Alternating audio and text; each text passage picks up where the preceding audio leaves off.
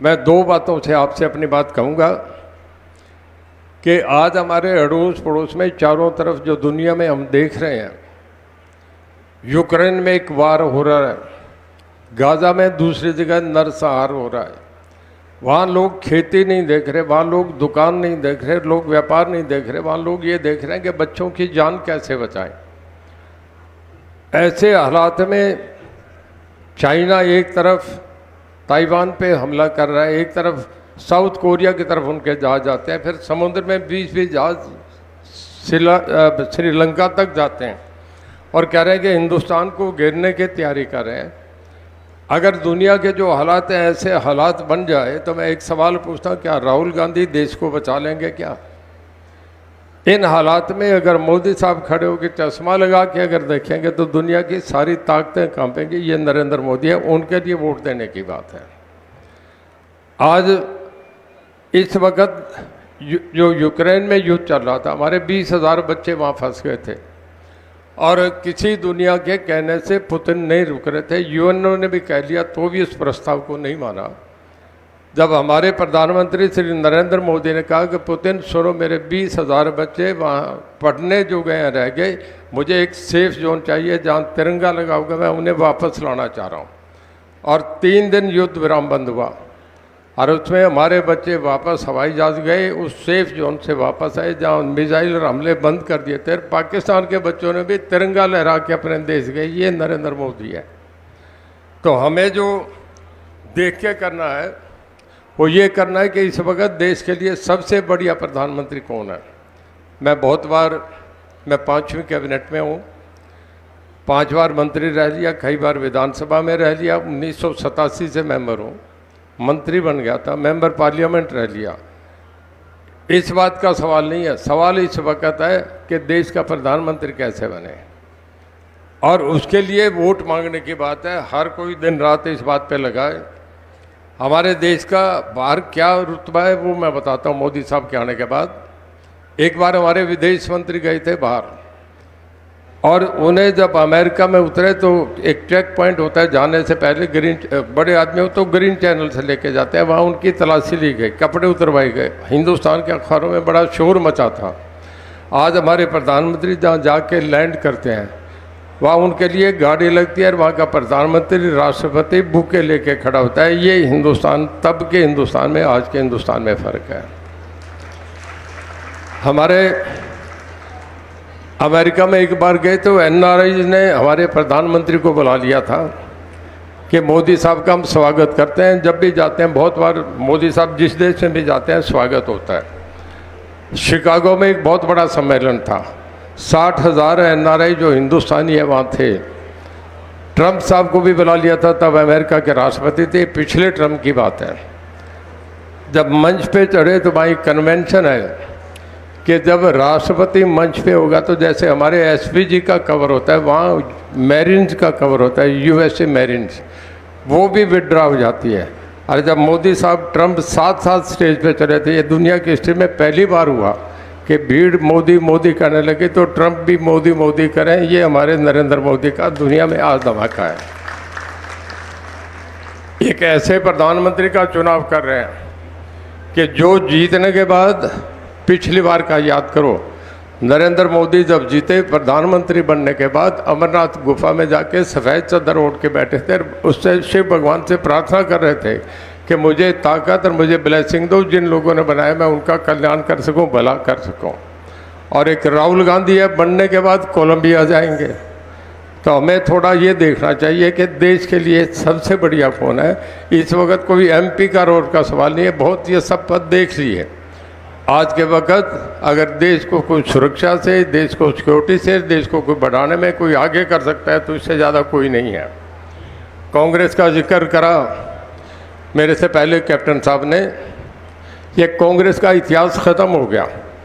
मैं 1970 से बता रहा हूँ, 1970 से जिन प्रदेशों में दोबारा कांग्रेस ने, ये वो गिन लो, उसके बाद 23 साल और 24 साल, 47 साल में वेस्ट बंगाल, यूपी, बिहार, इसके बाद गुजरात, उड़ीसा और तमिलनाडु, यहाँ 350 सीटें लोकसभा की। 47 साल में कांग्रेस वहाँ है ही नहीं, ख़त्म हो गई।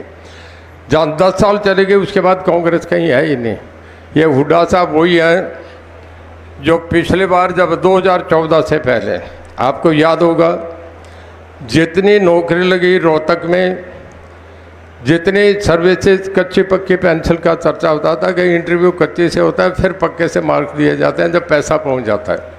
सारी नौकरी रोहतक में, सारा पैसा रोहतक में, सारे फ्लाईओवर रोहतक में। और 2014 के चुनाव में एक बगावत हो गई थी कि रोहतक वर्सेस अदर्स, रोहतक के खिलाफ आपका हिसार, जींद, भिवानी, सिरसा, फतेहाबाद, कुरुक्षेत्र, करनाल, अम्बाला, महेंद्रगढ़, फरीदाबाद, गुड़गांव सब खड़े हो गए थे। हुड्डा साहब केवल रोहतक के बाहर कुछ नहीं देखना चाहते। तो मैं आपसे ये कहूँगा, अगर हरियाणा प्रदेश का हम बहुत तेज़ी से आगे बढ़े हैं, आज इस वक्त जो नीति आयोग का कहना है, इस वक्त जो फास्ट ग्रोइंग स्टेट है, जो बहुत तेज़ी से बढ़ रही है बड़ी स्टेटों में, उसमें हरियाणा नंबर 2 है। और अगर सैनी साहब का नेतृत्व हमें ऐसे ही मिलता रहा और गुप्ता जी जैसी ऐसी बढ़िया टीम साथ रही तो हम शायद हरियाणा देश में भी 1 नंबर स्टेट पे हो जाए। ये हरियाणा बनने जा रहा है। मैं दूसरी बात कहूँगा, एज कैंडिडेट देखें तो मैं मेरे लिए कुछ कहूँ ये बढ़िया बात नहीं। लोग कहते हैं आदमी ठीक ठाक है, और भाई जो जयप्रकाश है, आप तो कहने में कुछ संकोच कर गए, जो देवीलाल के जीवन में सबसे ऊंचाई के वक्त पे थे, जब प्रधानमंत्री उप प्रधानमंत्री बन गए थे, तो एक ही बात से नुकसान हुआ था। जिस दिन महम बाई इलेक्शन हुआ, वो महम बाई इलेक्शन में ग्रीन ब्रिगेड ने बूथ कैप्चर करे थे और चांदी बैसी में गोलियां चली थी। उस दिन से जो देवीलाल को भी इस्तीफा देना पड़ा, और उस दिन ये उसका सरगना जयप्रकाश था। ये सारी भीड़ बैठ के मैं सामने कह रहा हूँ, ये था। और अगर ऐसे आदमी राजनीति में आए तो फिर हमारी यूपी बिहार जैसी राजनीति हो जाएगी। तो सोच के करना, कोई ऐसे आदमी का धर्म नहीं होता, कोई किसी से लिहाज नहीं होती, कोई किसी से नहीं। जो ये कह रहे थे झूठी थापी लगाने वाला आदमी है, इसका कोई काम नहीं है।